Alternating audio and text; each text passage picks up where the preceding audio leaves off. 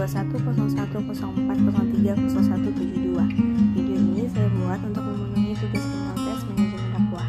Adapun dosen pengampu saya ialah Ibu Rizkyatu Hasanah.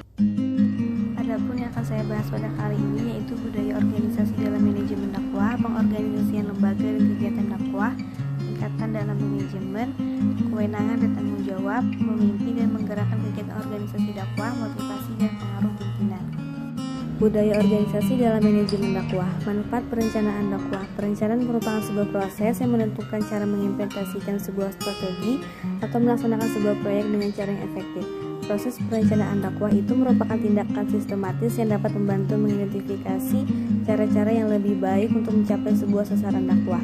Rencana aktivitas cenderung menghasilkan pikiran-pikiran yang lebih akurat mengenai waktu yang telah dibutuhkan untuk menjalankan sebuah strategi. Dengan demikian, menghasilkan deadlines yang lebih realistis untuk melaksanakan proyek-proyek dan mencapai sasaran.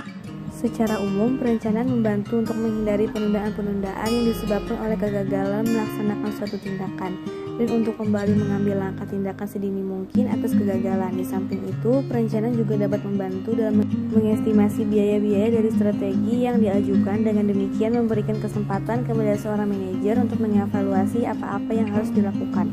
Jadi, perencanaan merupakan sesuatu yang sangat urgen dan dapat memberi manfaat bagi keberhasilan aktivitas dakwah, yaitu antara lain: yang pertama, dapat memberikan batasan tujuan sehingga mampu mengarahkan para dai secara tepat dan maksimal. Yang kedua, menghindari penggunaan secara sporadis sumber daya insani dan menghindari pula benturan di antara aktivitas dakwah yang tumpang tindih. Ketiga, dapat melakukan prediksi dan antisipasi mengenai berbagai problema dan merupakan sebuah persiapan dini untuk memecahkan masalah dakwah. Yang keempat, merupakan usaha untuk menyiapkan kader dai dan mengenal fasilitasi, potensi, dan kemampuan umat. Yang kelima, dapat melakukan pengorganisasian dan penghematan waktu dan pengelolaannya secara baik. Yang keenam, menghemat fasilitas dan kemampuan insani serta material yang ada. 7. Dapat dilakukan pengawasan sesuai dengan ukuran-ukuran objektif dan tertentu. 8. Merangkai dan mengurutkan tahapan-tahapan pelaksanaan sehingga mengalir menghasilkan program yang terpadu dan sempurna. Sasaran dasar perencanaan dakwah. Sasaran atau biasa disebut dengan tujuan dalam penggunaannya diorientasikan pada hasil-hasil yang dikehendaki. Misalnya bagi dai, mad'u atau masyarakat, sasaran itulah yang dapat memberi arah bagi semua keputusan manajemen dan merupakan sebuah kriteria yang digunakan untuk dapat mengukur prestasi aktual. Inilah yang disebut dengan dasar perencanaan. Rutinitas sasaran. Secara sepintas boleh jadi aktivitas organisasi dakwah itu hanya bertujuan pada konteks ubudiyah atau vertikal saja, yang sasarannya keimanan. Dengan kata lain, sasaran dakwah diorientasikan untuk mengislamkan yang belum Islam, menambah keimanan bagi yang sudah beriman, dan memberikan jawaban umat pada permasalahan kehidupan beragama. Sebagai contoh, dalam aktivitas dakwah tidak hanya dakwah bil lisan saja, tetapi dakwah bil kalam dan dakwah bil hal dengan melakukan pemberdayaan, menolong orang-orang fakir miskin buat ajang kegiatan sosial, pendidikan, dan ekonomi. B. Sasaran yang ditetapkan dakwah. Sasaran yang ditetapkan adalah pernyataan resmi sebuah organisasi agar dipercaya oleh publik sebagai sasarannya. Dalam organisasi dakwah, sasaran ini bisa dalam bentuk pamflet, selebaran, dan buletin yang dikeluarkan. C. Cara tradisional menetapkan sasaran dakwah. Sasaran dakwah secara tradisional bertujuan untuk memandu dan mengontrol arah yang sudah ditetapkan para manajer. Adapun pengertian penetapan sasaran tradisional adalah sasaran ditetapkan kemudian diklasifikasikan menjadi subsasaran untuk setiap hierarki organisasi. Posisi manajer puncak menetapkan standar pada setiap organisasi pada setiap orang di bawahnya. Hal ini dimaksudkan untuk mengarahkan, memandu, dan dalam hal tertentu untuk membatasi perilaku kerja masing-masing dai. D. Manajemen berdasarkan sasaran. Pada manajemen berdasarkan sasaran ini merupakan salah satu manajemen yang banyak digunakan oleh organisasi-organisasi. Manajemen berdasarkan sasaran atau MBO yaitu sistem manajemen di mana sasaran kinerja yang terperinci ditentukan bersama-sama oleh anak buah dengan pimpinan mereka. Kemajuan menuju sasaran itu secara periodik ditinjau dan diberikan reward berdasarkan kemajuan itu. MBO juga menggunakan tujuan memotivasi para bawahan. Keistimewaan MBO ini terletak pada mengubah sasaran-sasaran penyeluruh kemudian diklasifikasikan lebih rinci bagi unit-unit organisasi dan masing-masing anggota. Sebagai gambaran, langkah-langkah dalam MBO ini adalah: A. Merumuskan strategi dan seluruh sasaran organisasi. B. Mengklasifikasikan sasaran-sasaran penting antara unit divisi dan departemen. C. Para manajer unit secara bersama-sama menentukan sasaran-sasaran terperinci bagi unit mereka. Dia menetapkan sasaran-sasaran secara terperinci bagi semua anggota departemen, rencana-rencana tindakan yang menetapkan bagaimana sasaran-sasaran itu akan dicapai, diperinci dan disepakati oleh manajer dan anak buahnya. F. Rencana-rencana tindakan itu dilaksanakan. G. Kemauan ke arah sasaran itu dilaksanaan. H. Keberhasilan mencapai sasaran distimulasi oleh imbalan berdasarkan kerja. Selanjutnya, pengorganisasian lembaga dan kegiatan dakwah, manajemen dakwah. Bentuk organisasi dakwah antara lain: A. Spesialisasi kerja. Seluruh pekerjaan yang ada di organisasi dipilah-pilah menjadi sejumlah langkah, dengan tiap langkah diselesaikan oleh seorang individu yang berlainan. B. Departementalisasi dakwah. Dasar-dasar yang digunakan di dalam pengelompokan pekerjaan. C. Rantai komando, garis yang tidak putus dari wewenang yang menjulur dari puncak organisasi ke tingkat terbawah sebuah organisasi sehingga memperjelas siapa melapor ke siapa, misalnya kepada siapakah saya bertanggung jawab. D. Rentang kendali. Hal yang terpenting dalam menentukan struktur organisasi, karena dalam hal ini manajer puncak menentukan banyaknya manajer dan tingkatan yang dimiliki sebuah organisasi. Dan sentralisasi dan desentralisasi. Ciri dari sebuah organisasi yang sentralisasi ialah struktural yang secara inheren berbeda dari organisasi yang didesentralisasikan. Dalam suatu organisasi desentralisasi, tindakan dapat diambil lebih cepat untuk memecahkan masalah. Lebih banyak orang yang memberikan masukan ke dalam keputusan. F. Formalisasi dakwah, mengacu sampai tingkat mana pekerjaan dalam organisasi itu dibakukan. B. Desain pengorganisasian. Desain organisasi dakwah dapat dilakukan dengan melibatkan keputusan-keputusan dalam melakukan spesialisasi dakwah, departementalisasi, sentralisasi, desentralisasi, dan formalisasi dari dakwah. Desain organisasi adalah tentang hubungan antara orang-orang pekerjaan, struktur formal dan praktik kebiasaan dan perilaku, serta menggambarkan struktur organisasi dan koordinasi antara tim individu dan proses mendapatkan keuntungan dari kemampuan selama jangka panjang. Strategis dan struktur dakwah. Strategi dalam organisasi dakwah difokuskan pada unsur-unsur sebagai berikut. Pertama, inovasi para pelaku dakwah yang akan mencerminkan usaha organisasi untuk mengejar inovasi menghadapi mad'u. Kedua, minimalisasi biaya yang mencerminkan usaha organisasi untuk melakukan pengendalian biaya secara ketat dalam aktivitas dakwah.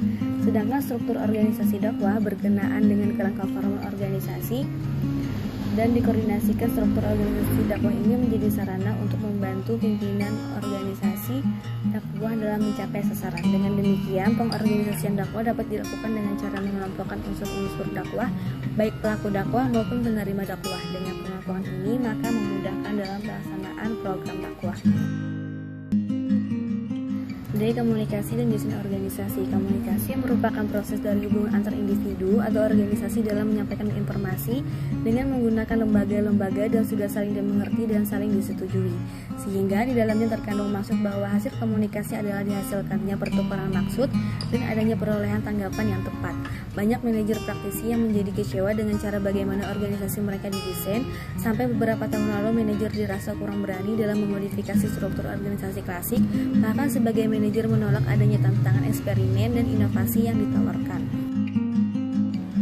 Tujuan pengorganisasian. Pengorganisasian adalah seluruh proses mengelompokkan orang-orang, alat-alat, tugas-tugas, tanggung jawab, dan wewenang sedemikian rupa sehingga tercipta suatu organisasi yang dapat digerakkan sebagai suatu kesatuan dalam rangka mencapai suatu tujuan yang telah ditentukan. Pengorganisasian merupakan langkah pertama ke arah pelaksanaan rencana yang telah tersusun sebelumnya.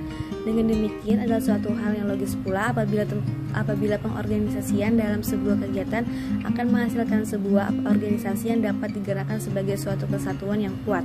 Pengorganisasian atau al-tanzim dalam pandangan Islam bukan semata-mata merupakan wadah, akan tetapi lebih menekankan bagaimana pekerjaan dapat dilakukan secara rapi, teratur, dan sistematis. Pengorganisasian dakwah sangat penting sebab pada proses pengorganisasian ini akan menghasilkan sebuah rumusan struktur organisasi dakwah dan pendelegasian wewenang serta tanggung jawab dalam melaksanakan dakwah. Selanjutnya, tingkatan dalam manajemen.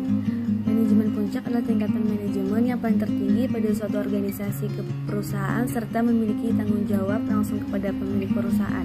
Umumnya, manajemen puncak hanya bekerja pada suatu tatanan konseptual dan pemikiran. Manajemen puncak memiliki wewenang paling besar di antara manajemen yang lain. Manajemen puncak memiliki hal yang penuh memilih, mengangkat, dan memberhentikan manajemen yang ada di bawahnya. Yang pertama, tingkatan manajemen puncak. A. General Manager atau manajer umum adalah seorang yang bertanggung jawab pada seluruh bagian atau fungsional suatu perusahaan atau organisasi. Bisa dibilang GM adalah atasan dari manajer-manajer per divisi di sebuah perusahaan. Makanya tugas GM sangat banyak dan berat. Posisi GM berada di bawah presiden direktur. Maka ia harus mampu membuat keputusan dan bertanggung jawab atas terwujudnya tujuan perusahaan. B. Chief Executive Officer adalah eksekutif dengan peringkat tertinggi di sebuah perusahaan yang tanggung jawab utamanya termasuk membuat keputusan perusahaan besar, mengelola keseluruhan operasi dan sumber daya perusahaan, bertindak sebagai titik komunikasi utama antara dewan direksi dan operasi perusahaan dan menjadi wajah publik perusahaan. C. Presiden Direksi. Presiden adalah yang dikenal sebagai jabatan tertinggi dalam pemerintahan suatu negara yang kabinetnya pertama, gambaran presiden kata di belakang dinyatakan sebagai direktur. B. Manajemen menengah. Manajemen menengah adalah kegiatan manajemen yang berhubungan dengan manajemen pada bagian yang menjadi tanggung jawabnya. Manajemen menengah merupakan kelompok yang mendukung manajemen pada kebijakan, prosedur, anggaran, serta mengalokasikan sumber daya untuk organisasi secara keseluruhan. Kurun waktu yang dialokasikan bersifat jangka menengah. Pertama, tugas dan fungsi manajemen menengah yaitu A. Menafsirkan arahan yang ditentukan manajemen puncak dalam suatu rencana dan pedoman. B. Manajemen pada tingkatan ini perlu memiliki keterampilan yang konseptual, sebagian lagi keterampilan teknis untuk menyelenggarakan fungsi manajemen supaya lebih berperan, maka pembekalan hubungan antar pribadi informasional untuk pencapaian. C. Manajer menengah terutama bertanggung jawab untuk melaksanakan kebijakan dan rencana yang dikembangkan oleh manajer puncak untuk mengawasi dan mengkoordinasikan kegiatan manajer di tingkat bawah. D. Manajer menengah lebih tertarik dalam waktu dekat dan merencanakan aktivitas mereka sesuai dengan itu. E. Manajer menengah biasanya menangani masalah perusahaan yang semi terstruktur dan terstruktur. Posisi seperti kepala daerah, kepala divisi, pemimpin proyek, dan direktur sayap penelitian adalah contoh manajer menengah. Pada tingkatan ini, kelompok manajer terbesar di sebagian besar organisasi. Manajemen menengah umum termasuk manajer pabrik, manajer operasi, dan kepala divisi. C. Manajemen lini pertama. Manajemen lini pertama adalah tingkatan akhir di dalam tingkatan manajemen. Manajemen lini pertama yang juga disebut dengan istilah first line management. Pihak-pihak yang berada di dalam manajemen lini pertama perlu memiliki keterampilan teknis dan dalam memimpin dan mengawasi tenaga operasional. Tingkatan manajemen yang paling rendah adalah semua orang atau pihak yang berada di dalam tingkat ini akan menjalin kontak atau hubungan langsung dengan tenaga operasional, sehingga pihak ini pula yang bisa mengetahui langsung kendala yang dihadapi para tenaga operasional saat kesulitan untuk mencapai target. Selain itu, bagian ini pula yang akan menjadi penghubung antara tenaga operasional dengan manajemen menengah. Manajemen menengah juga akan langsung disampaikan ke manajemen puncak, sehingga untuk mengatasi suatu masalah karena tidak bisa diselesaikan di satu tingkat manajemen. Selanjutnya, kewenangan dan tanggung jawab. A. Jenis-jenis wewenang. Setiap pekerjaan harus dapat memberikan pertanggungjawaban yang sesuai dengan wewenang. Oleh karena itu, semakin kecil wewenang, maka semakin kecil pula pertanggungjawaban, demikian juga sebaliknya. Wewenang merupakan hasil pelimpahan wewenang dari atasan kepada bawahan dalam organisasi atau perusahaan. Jenis-jenis wewenang authority terbagi atas. Yang pertama, line authority, fungsi-fungsi yang memiliki tanggung jawab atas tercapainya tujuan perusahaan. 2. Staff authority, fungsi yang tidak menyumbangkan secara langsung pencapaian tujuan perusahaan, tetapi melakukannya secara tidak langsung dengan membantu dan memberikan fasilitas saran kepada pelaksana fungsi ini. 3. Functional authority, hak untuk memerintah bagian-bagian yang lain sepanjang mengenai hal-hal yang khusus, misalnya mengenai prosedur-prosedur, proses, dan metode kerja baik yang dimiliki oleh line authority atau staff authority. Wewenang karyawan ditentukan oleh 3 kategori, yaitu yang pertama, wewenang berada pada posisi organisasi, bukan kepada orang pribadi maupun individu, sehingga wewenang itu akan dimiliki ketika seorang tersebut sudah berada pada sebuah posisi atau kedudukan. Kedua, wewenang diterima oleh karyawan mengalir dari atas ke bawah di hierarki organisasi. Karyawan mematuhi hal ini karena mereka percaya bahwa pimpinan memiliki hak yang sah untuk mengeluarkan perintah kepada karyawan. Ketiga, wewenang mengalir ke bawah pada hierarki vertikal. Posisi di hierarki tingkat atas perusahaan menanamkan wewenang yang lebih formal dibandingkan dengan posisi di bawah. Umumnya, karyawan diberikan wewenang setara dengan tanggung jawabnya jika karyawan diberikan tanggung jawab untuk hasil sebuah tugas, namun hanya sedikit wewenang. Pekerjaan itu mungkin dilakukan tetapi sulit. Mereka bergantung pada pendekatan dan keberuntungan. Jika karyawan memiliki wewenang lebih dari tanggung jawabnya, mereka justru akan menggunakan wewenang ke arah hasil yang ceroboh. B. Batas-batas wewenang. Sejalan dengan pilar utama negara hukum yaitu asas legalitas, maka atas dasar prinsip tersebut wewenang pemerintahan harus berasal dari peraturan perundang-undangan. Setiap penggunaan wewenang pemerintah sesuai asas legalitas. Dengan demikian harus dibatasi baik secara substansi, ruang, dan waktu. Di luar batas-batas tersebut, suatu tindak pemerintahan merupakan tindakan tanpa wewenang dan dapat berupa substansi. Wilayah, waktu. Apabila tidak terpenuhi 3 komponen legalitas tersebut, maka mengakibatkan cacat yuridis dan batal demi hukum. Cacat yuridis menyangkut wewenang, prosedur, dan substansi. Wewenang dan prosedur merupakan landasan bagi legalitas formal. Atas dasar legalitas formal lahirlah asas presumptio justa causa. Selanjutnya, substansi ini merupakan landasan bagi legalitas material yang berkaitan dengan tujuan diberikannya wewenang itu. Legalitas formal yang berkaitan dengan wewenang dan prosedur dalam pengujiannya mendasarkan pada peraturan perundang-undangan. Legalitas material yang berkaitan dengan tujuan diberikannya wewenang dalam keputusan disebut sebagai asas spesialitas. C. Ragam bentuk tanggung jawab. Tanggung jawab dalam bahasa Inggris diterjemahkan dari kata responsibility atau liability dalam Kamus Besar Bahasa Indonesia. Yang dimaksud dengan tanggung jawab adalah keadaan wajib menanggung segala sesuatunya jika terjadi apa-apa boleh dituntut, dipersalahkan, dan diperkarakan. Dan disebutkan juga Kamus Lisanul Arab kata al-qaudu memimpin atau menuntun. Kawan kata dari as-sauqu mengiring seperti perkataan menuntun binatang dari depan dan mengiring binatang dari belakang. Dalam makna bahasa ini terdapat isyarat yang menarik. Pada hakikatnya setiap manusia adalah pemimpin, paling tidak ia sebagai pemimpin bagi dirinya sendiri. Hati memimpin dalam tubuh manusia, sebab segala sesuatu manusia perbuat adalah berdasarkan petunjuk dan kemauan dari hati nurani.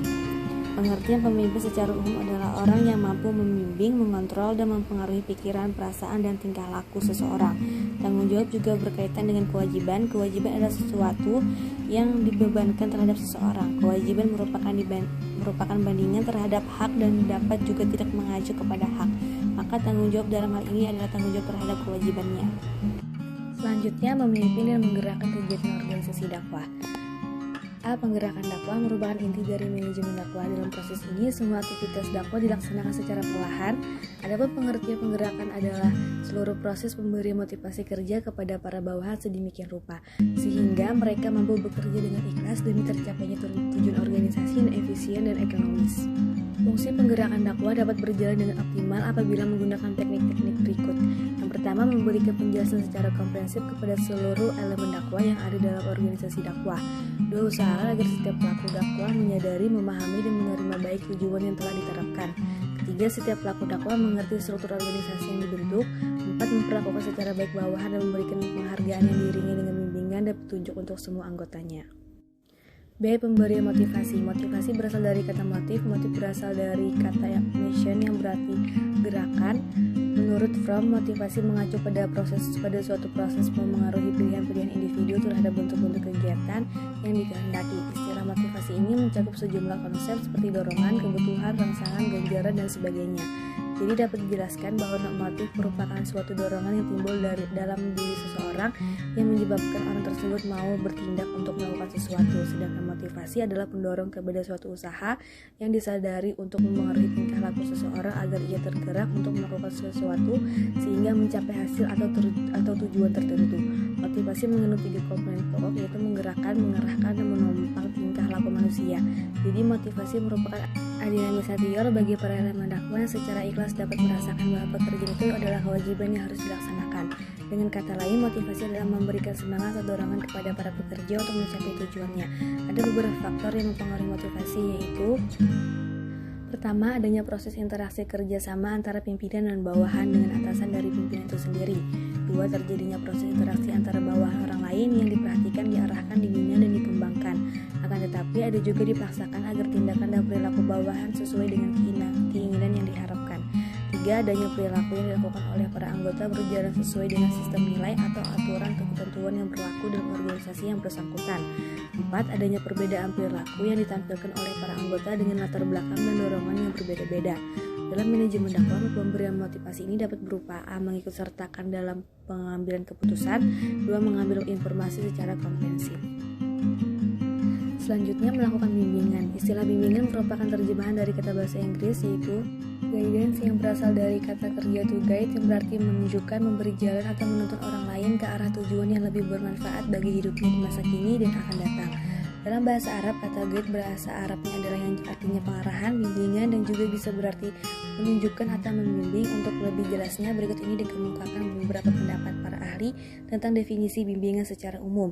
Priyatno dan Antim menyatakan bahwa bimbingan adalah proses pemberian bantuan yang dilakukan oleh orang yang ahli kepada seseorang atau beberapa orang, baik anak-anak, remaja, maupun dewasa, agar orang yang dibimbing dapat mengembangkan kemampuan dirinya sendiri dan mandiri dengan memanfaatkan kekuatan individu dan sarana yang ada dan dapat dikembangkan berdasarkan norma-norma yang berlaku. Dapat disimpulkan bahwa yang dimaksud bimbingan adalah proses pemberian bantuan yang dilakukan oleh seorang ahli kepada seseorang atau beberapa orang agar mampu mengembangkan potensi, bakat, minat, dan kemampuan yang dimiliki, mengenali dirinya sendiri, mengatasi persoalan-persoalan sehingga mereka dapat menentukan sendiri jalan hidupnya secara bertanggung jawab tanpa bergantung kepada orang lain. Menjalin hubungan berfungsi untuk menjamin terwujudnya harmonisasi dan sinkronisasi. Dengan menjalin hubungan, para pelaksana dakwah yang ditempatkan dalam berbagai bagian hubungan satu sama lain, maka dapat dicegah terjadi kekacauan dan kesalahpahaman. Selain itu, dengan menjalin hubungan, maka masing-masing pelaksana dakwah dapat menyadari bahwa seluruh kegiatan yang dilakukan hanya dalam rangka pencapaian sasaran dakwah. Penyelenggaraan komunikasi. Penyelenggaraan komunikasi itu suatu proses yang digunakan oleh manusia dan usaha untuk membagi arti lewat transmisi pesan simbolisis merupakan hal yang sangat penting karena proses dakwah akan terganggu, bahkan mengalami kemacetan dan menjadi berantakan apabila timbul ketidakpercayaan dan saling mencurigai antara pimpinan dakwah dengan para pelaksana dan antara pelaksana satu sama lain. Sebab komunikasi akan mempengaruhi seluruh sendi organisasi dakwah. Dari sinilah kerangka acuan dakwah, yaitu untuk menciptakan sebuah opini yang sebagian besar diperoleh dari informasi melalui komunikasi. Selanjutnya, motivasi dan pengaruh pimpinan. Pengendalian dakwah merupakan salah satu bagian dari manajemen. Pengendalian dilakukan dengan tujuan supaya apa yang telah direncanakan dapat dilaksanakan dengan baik, sehingga dapat mencapai target maupun tujuan yang ingin dicapai. Pengendalian memang merupakan salah satu tugas dari manajer. Satu hal yang harus dipahami bahwa pengendalian dan pengawasan adalah berbeda, karena pengawasan merupakan bagian dari pengendalian. Bila pengendalian dilakukan dengan disertai pelurusan, maka pengawasan adalah pemeriksaan di lapangan yang dilakukan pada periode tertentu secara berulang kali. Pada organisasi dakwah, penggunaan prosedur pengendalian ini diterapkan untuk memastikan langkah kemajuan yang telah dicapai sesuai dengan sarana dan penggunaan sumber daya manusia secara efisien. Pengendalian dapat dimaksudkan sebagai sebuah kegiatan mengukur penyimpangan dari prestasi yang direncanakan dan menggerakkan tindakan korektif. Pada era sekarang ini, pengendalian operasi dakwah dilakukan terintegrasi dari suatu organisasi dakwah sudah menjadi suatu kebutuhan dan dalam pengendalian ini selalu disertakan unsur perbaikan yang berkelanjutan. Program untuk pengendalian dan peningkatan mutu dakwah dapat dilaksanakan dengan beberapa cara, antara lain yaitu yang pertama, menentukan operasi program pengendalian dan perbaikan aktivitas dakwah. 2. Menjalankan mengapa operasi program itu dipilih. Ketiga, mengkaji situasi pemantauan yang kondusif. 4. Melaksanakan agresi data. 5. Menentukan rencana perbaikan. 6. Melakukan program perbaikan dalam jangka waktu tertentu. 7. Mengevaluasi program perbaikan tersebut. Dan 8. Melakukan tindakan koreksi jika terjadi penyimpangan atas standar yang ada. Pengendalian dakwah pada sisi lain juga membantu seorang manajer dakwah untuk memonitor keefektifan aktivitas perencanaan, keorganisasian, serta kepemimpinan mereka. Pengendalian dakwah ini juga dimaksudkan untuk mencapai aktivitas dakwah yang optimal, yaitu sebuah lembaga dakwah yang terorganisir dengan baik, memiliki visi dan misi, serta pengendalian manajerial yang qualified. Selanjutnya, unsur dan proses pengendalian dakwah. Pengendalian manajemen dakwah lebih bersifat komprehensif, di mana lebih mengarah pada upaya yang dilakukan manajemen agar tujuan organisasi tercapai. Dalam hal ini, unsur-unsur yang terkait meliputi detektor, selektor, efektor, dan komunikator. Unsur-unsur tersebut satu sama lain akan saling berkaitan yang akan membentuk suatu jalinan proses kerja. Bagi organisasi dakwah, dalam melakukan pengendalian perlu adanya sebuah acuan normatif yang berdasarkan Al-Quran dan As-Sunnah. Proses pengendalian dakwah ini bekerja ketika detektor mencari informasi tentang aktivitas dakwah. Detektor dapat berupa sistem informasi baik formal maupun informal yang menyediakan informasi pada pimpinan mengenai apa yang terjadi dalam suatu aktivitas dakwah. Setelah informasi didapat, aktivitas dakwah yang terekam di dalamnya dikomparasikan dengan standar berupa kriteria mengenai apa yang seharusnya dilakukan dan sejauh mana perlunya sebuah pembenaran. Pada dasarnya, proses pengendalian manajemen dakwah yang efektif bersifat formal, akan tetapi pada realitasnya pengendalian formal-informal lebih dominan. Fungsi pengendalian dakwah. Pengendalian manajemen dakwah dikonsentrasikan pada pelaksanaan aktivitas tugas-tugas dakwah yang sedang berlangsung maupun yang telah selesai dilakukan. Hal ini dimaksudkan sebagai upaya preventif terhadap kemungkinan-kemungkinan terjadinya penyimpangan serta upaya peningkatan dan penyempurnaan terhadap proses dakwah ke depan. Pada sisi lain, pengendalian ini juga dimaksudkan untuk membantu para manajer dakwah dalam memonitor perubahan lingkungan dan pengaruhnya terhadap kemajuan organisasi. Secara spesifik, pengendalian dakwah ini dibutuhkan untuk yang pertama, menciptakan suatu mutu dakwah yang lebih baik. Dengan pengendalian dakwah ini dapat ditemukan suatu proses yang salah atau menyimpang dan kemudian dapat dikoreksi. 2. Dapat menciptakan siklus yang lebih tepat. 3. Untuk mempermudah pendelegasian dai dan kerja tim. 4. Mempertebal rasa tanggung jawab terhadap seseorang yang diserahi tugas dalam melaksanakan kegiatan dakwah. 5. Mendidik agar kegiatan dakwah dapat dilaksanakan sesuai dengan prosedur dan mekanisme yang telah ditentukan. 6. Mencegah terjadinya kelalaian atau kesalahan dalam melaksanakan kegiatan dakwah. 7. Memperbaiki kesalahan yang terjadi agar tidak terulang lagi di masa yang akan datang, sehingga kegiatan dakwah dapat berjalan lebih aktif dan profesional. Selanjutnya, efektivitas manajerial. Manajemen dakwah yang efektif harus dapat melakukan hal-hal sebagai berikut. Yang pertama, dapat menentukan visi, misi, dan sasaran jangka panjang dakwah. 2. Membuat perencanaan pelaksanaan misi dakwah dalam tahapan yang realistis dengan pengukuran kualitas yang berkesinambungan. Ketiga, mengembangkan kreativitas dan daya inovasi sumber daya manusia, pemberdayaan dan peningkatan motivasi serta kualitas kinerjanya. 4. Peningkatan kualitas sumber daya manusia merupakan strategi dakwah yang terpadu. 5. Proses pengambilan keputusan dilakukan dengan memperhatikan aspirasi mad'u, proses dakwah dan elemen yang terkait melalui komunikasi yang efektif dan efisien. Efektivitas manajerial ini bersifat relatif dan senantiasa terkait dengan seberapa besar sumber daya yang bersedia digunakan secara lebih efektif pada kurun waktu tertentu untuk menghasilkan kualitas output yang dikehendaki dan eksistensi organisasi. Selanjutnya, produktivitas organisasi. Produktivitas dakwah dapat diterjemahkan sebagai kualitas strategi dakwah yang perlu untuk ditingkatkan guna mendorong gerak dinamika organisasi itu sendiri. Prinsip-prinsip umum yang perlu diperhatikan adalah yang pertama, fokus utama dari usaha dakwah harus diorientasikan pada mad'u. Kedua, kualitas dari kepemimpinan yang qualified. 3. Falsafah dan perencanaan kualitas sudah diintegrasikan dalam strategi dakwah. 4. Memelihara sebuah kerjasama yang baik dalam tim. 5. Pemberdayaan sebuah pendelegasian dan wewenang. Evaluasi dakwah. Evaluasi merupakan bagian dari sistem manajemen, yaitu perencanaan, organisasi, pelaksanaan, monitoring, dan evaluasi. Tanpa evaluasi, maka tidak akan diketahui bagaimana kondisi objek evaluasi tersebut dalam rancangan, pelaksanaannya, serta hasilnya. Istilah evaluasi sudah menjadi kosakata dalam bahasa Indonesia. Akan tetapi, kata ini adalah kata serapan dari bahasa Inggris, yaitu evaluation, yang berarti penilaian atau penafsiran. Evaluasi dakwah dilakukan untuk memberikan penilaian kepada orang yang dinilai dan orang yang menilai atau pimpinan dakwah tentang informasi mengenai hasil karya, dan untuk mencapai konklusi dakwah yang evaluatif dan memberi pertimbangan mengenai hasil karya serta untuk mengembangkan karya dalam sebuah program. Dengan pengertian lain, evaluasi dakwah adalah meningkatkan pengertian manajerial dakwah dalam sebuah program formal yang mendorong para manajer atau pemimpin dakwah untuk mengganti perilaku anggotanya lewat pengamatan yang lebih mendalam yang dapat dihasilkan melalui saling pengertian di antara kedua belah pihak. Evaluasi menjadi sangat penting karena A. dapat menjamin keselamatan pelaksanaan dan perjalanan dakwah, B. untuk mengetahui positif dan negatifnya pelaksanaan, sehingga dapat memanfaatkan yang positif dan meninggalkan yang negatif. Selanjutnya, yang terakhir, evaluasi perencanaan dakwah. Sebelum organisasi dakwah melangkah pada langkah selanjutnya, maka dilakukan suatu evaluasi dalam perencanaan. Karena evaluasi harus dilakukan dalam perencanaan dakwah baik pada tahap awal, tengah, dan akhir. Hasil dari evaluasi tersebut diharapkan menjadi feedback yang kuat sehingga perencanaan yang dilakukan betul-betul matang. Karena sebuah perencanaan yang matang akan mampu menganalisis kekuatan dan kelemahan dan kemudian berusaha mencari solusi mengatasi tersebut. Kematangan sebuah perencanaan itu terlihat setelah dilakukan evaluasi. Tujuan evaluasi atas perencanaan dakwah agar perencanaan dapat berjalan dengan lancar sesuai dengan tujuannya. Nah, selesai sudah pembahasan yang saya bahas pada video kali ini. Mungkin itu saja, sekian dari saya, mudah-mudahan bermanfaat. Wabillahi taufiq wal hidayah. Wassalamualaikum warahmatullahi wabarakatuh.